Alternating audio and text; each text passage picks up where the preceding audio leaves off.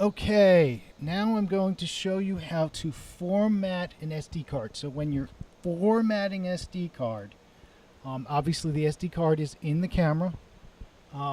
Actually, it should be formatted when you get a camera. It should be, but chances are it's not, and you'll find old stuff in there. You should, because you need as much space as possible, erase it.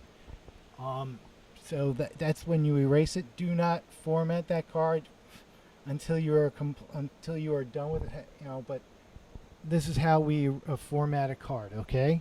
So as you can see, we've got a couple buttons here. The top one says menu thumb. You hold that down, and you got a little menu there. Okay.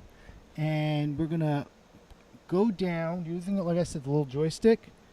Go down to System. You press it down like that. And then you're going to go down to the second one here, Media. Okay, Media. Press that down.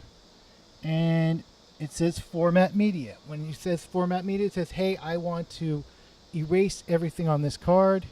Then you press the little joystick. Which slot? It's in slot A. Click it again.